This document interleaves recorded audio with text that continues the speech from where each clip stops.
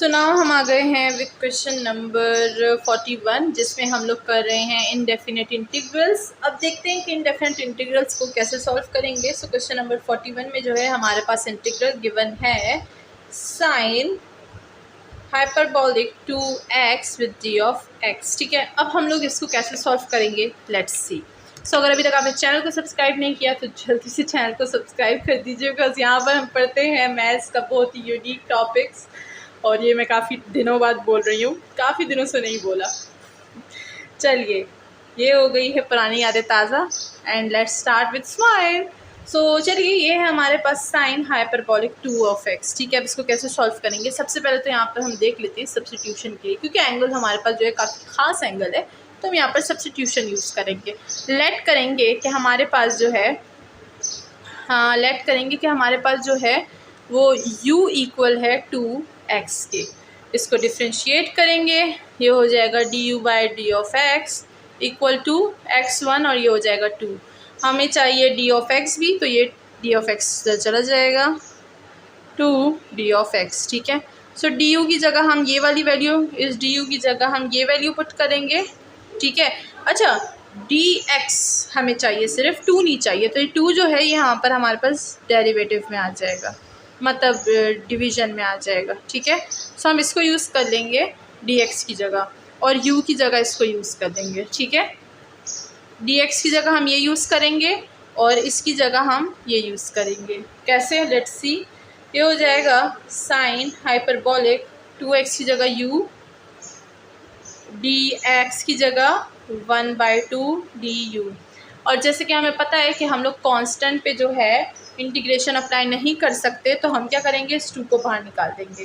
तो क्या मैं इसको ऐसे लिख दूँ, 1/2 integration sine hyperbolic u d of u। तो अब साइन को हम विद रिस्पेक्ट टू u जो है वो डिफ्रेंशिएट करेंगे। ठीक है, सो ये हो जाएगा हमारे पास काम। इसको हटा देते हैं, इसको ऊपर लिख देते हैं, बहुत गंदा हो रहा है, इसकी सफाई की ज़रूरत है। हमने किया था 1/2 और integration sine hyperbolic u with d of u। अच्छा, इनडेफिनेट इंटीग्रेशन का मतलब तो मैं बताना ही भूल गई। इनडेफिनेट इंटीग्रेशन का मतलब है कि हमारे पास इंटीग्रेशन में लिमिट नहीं होती। ठीक है, इंटीग्रेशन में जब हमारे पास यहाँ पर लिमिट और यहाँ पर लिमिट नहीं होती तो हम इसको बोलते हैं इनडेफिनेट इंटीग्रेशन। देखें, इसको हम बोलते हैं इनडेफिनेट इंटीग्रेशन, इनडेफिनेट इंटीग्रेशन। ठीक है, और इसको हम बोलते हैं डेफिनेट इंटीग्रेशन। यहाँ पर कोई भी लिमिट हो सकती है ए बी। ठीक है, एक्स हो सकता है, नंबर हो सकते हैं, कोई पोलिनोमियल हो सकता है, या कोई एक्सपोनेंट हो सकता है, कोई नेचुरल लॉग हो सकता है, कोई ट्रिग्नोमेट्रिक हो सकता है। Anything can come here, it's called definite integration. And without limits any integration, it's called indefinite integration.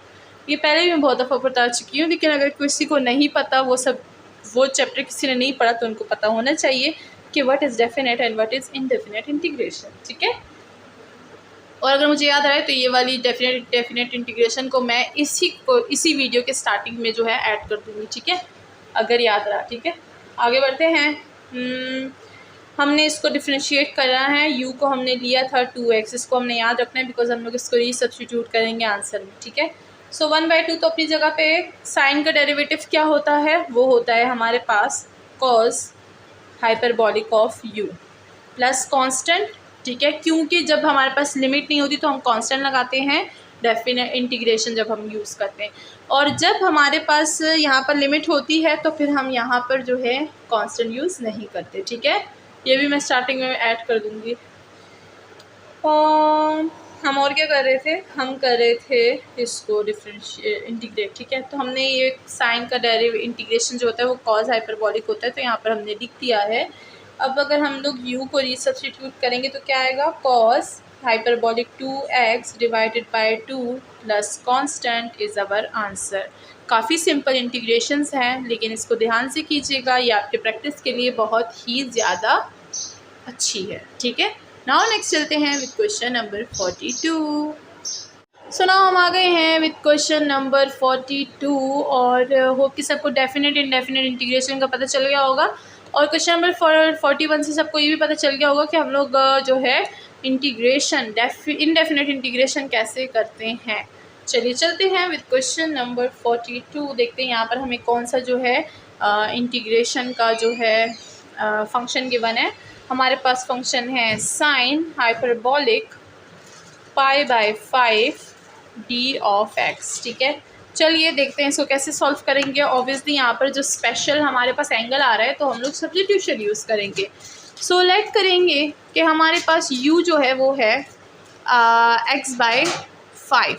ठीक है, x/5 हमारे पास u है, इसको डिफ्रेंशिएट करेंगे सो हमारे पास आएगा du/d ऑफ x। x का डेरिवेटिव क्या होगा 1, तो ये हो जाएगा 1/5। अगर हम यहाँ पर देखें तो हमें क्या चाहिए, हमें चाहिए dx की वैल्यू। 5 कहीं भी नहीं है एंगल के अलावा, तो हम लोग क्या करेंगे dx को उधर भेज देंगे, 5 को उधर, तो ये हो जाएगा 5 d of u equal to d of x। तो d ऑफ x की वैल्यू ये रही एंड u की वैल्यू ये रही। लेट्स सब्स्टिट्यूट, ये हो जाएगा हमारे पास sine hyperbolic u with 5 du। तो 5 को बाहर निकाल देंगे क्योंकि ये कांस्टेंट पे इंटीग्रेशन अप्लाई नहीं होती। सो ये हो जाएगा हमारे पास 5 integration sign hyperbolic u with d of u। अब हम लोग सिंपल साइन का इंटीग्रेशन जो है वो यहाँ पर यूज़ कर लेंगे। साइन का इंटीग्रेशन क्या होता है, कॉस होता है।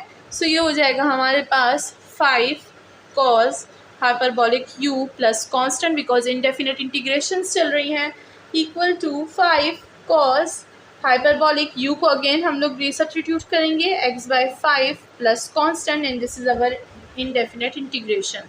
होप कि सबको समझ आ गई होगी। और नाउ नेक्स्ट चलते हैं क्वेश्चन नंबर 43।